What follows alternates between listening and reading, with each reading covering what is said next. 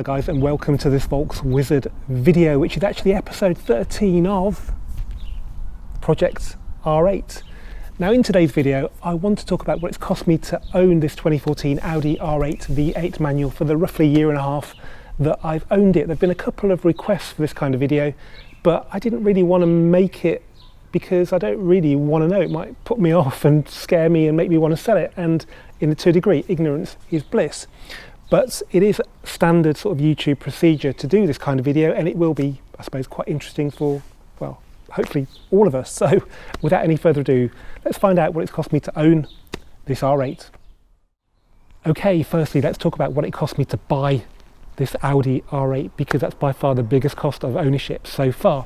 Let's start off by going back in time then to December 2018, when the car had done 20,000 miles.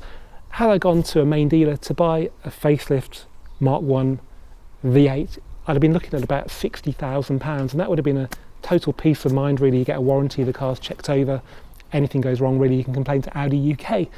But that would have been too easy. I'm a car dealer and I figured I could buy the same car just before Audi got their hands on it for a lot less. So I started looking at private sales on Autotrader, and this car came up. Initially it was beyond my budget, but it was reduced to £52,000, which was enough for me to get on a plane from Birmingham Airport to Edinburgh and then to Stirling to go and see the car, because I figured, being about a week before Christmas, I could get the £2,000 off and it would be in budget at £50,000, and that would be a bit of a bargain.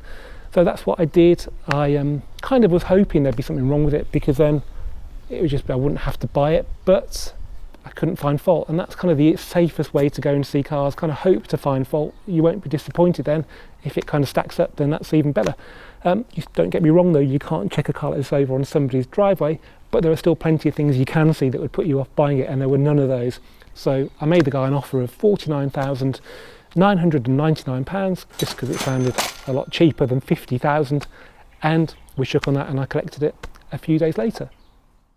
Okay, clearly I got a good deal, saving around £10,000 over the main dealer price, but the car wasn't perfect. There were still a few things that needed to be done to it, and the main dealer would have probably done some, but maybe not all of them, and if they had done them, they may not have done them to a very good standard. They tend to use smart repairers who repair wheels and bodywork to a reasonably good standard. Some are better than others, but even if they look good from the off, and sometimes they don't last very long, the repairs. So I paid £250 to get the wheels refurbished by Prestige Wheel Centre, and they did a proper job.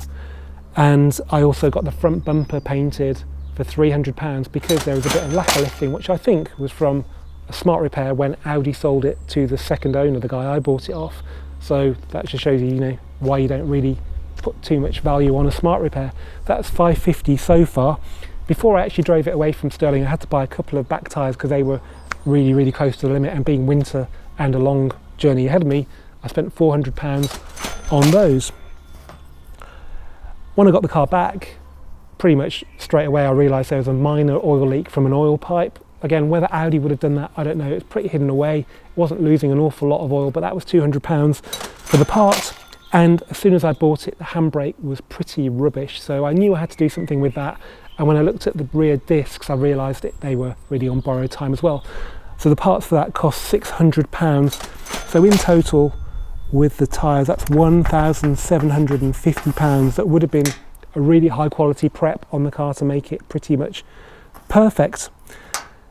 I also, to be insured from the minute I bought it, had to buy a tracker. That cost £500 for the MetaTrack system. Kind of like money well spent for peace of mind, and you get the app, which is entertaining to look at when you give your car to a main dealer to service, which we'll come to later.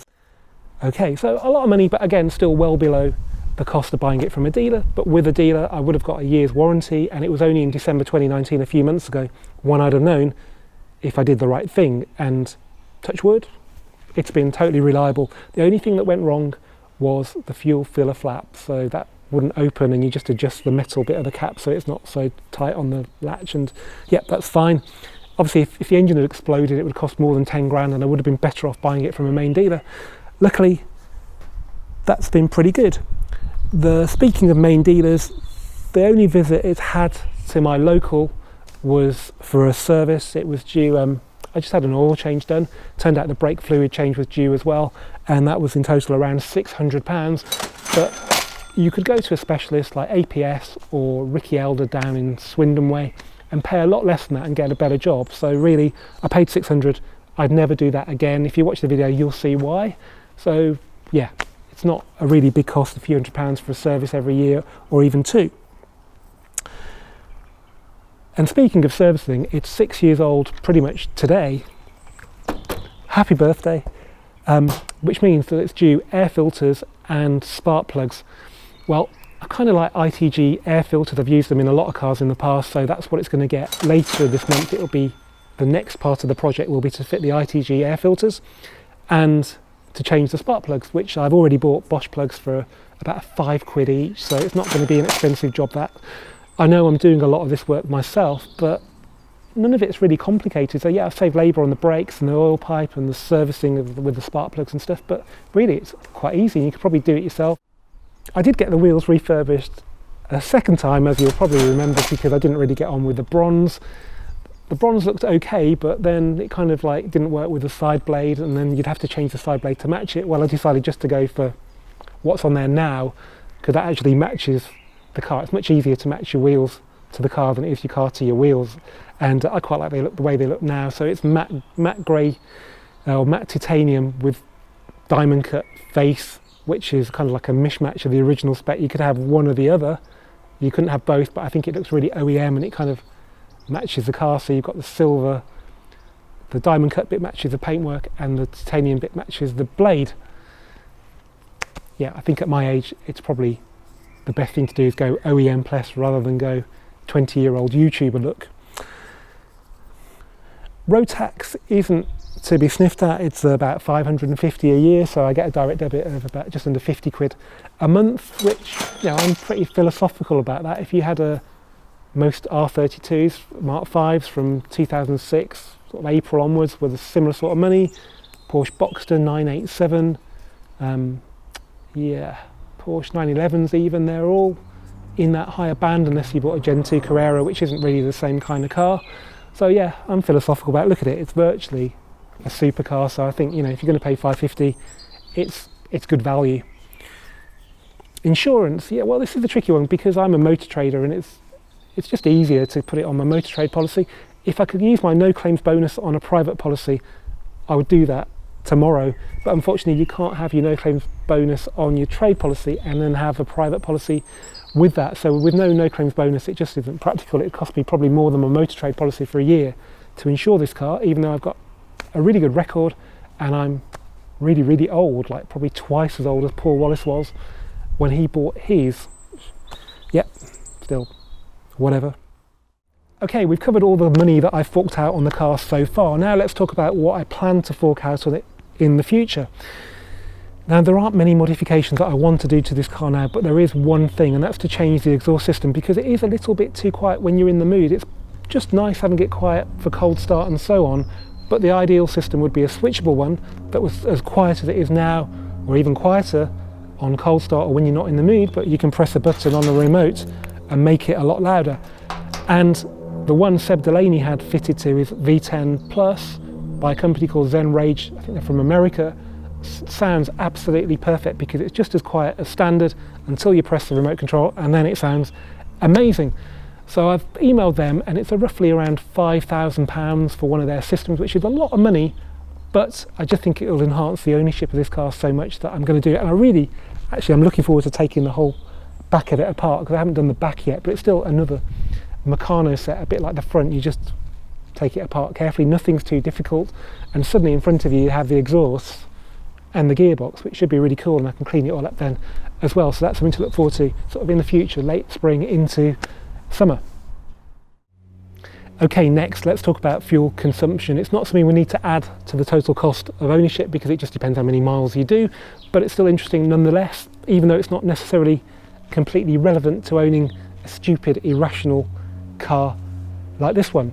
Now, a couple of months before I bought it, I'd borrowed a V10 Plus Mark II from Audi UK to take to Audi Driver International. It got delivered here with a full tank and fuel, which I figured, being quite a big tank, would last me the weekend, but it didn't even get close. The rate that car gulps through super unleaded was a bit of a shock.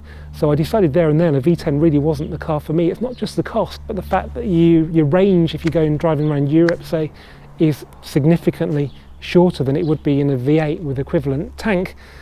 So I figured a V8 would be pretty good. I looked at the MPG online and it was roughly what my B7 RS4 used to do, which was well into the 20s.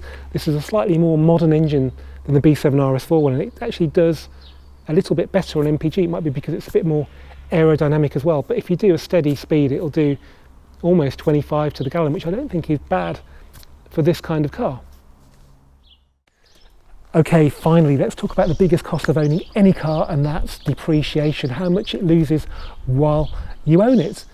Now, I have no plans to sell this car in the foreseeable future. As long as I can afford it, I'm going to keep it.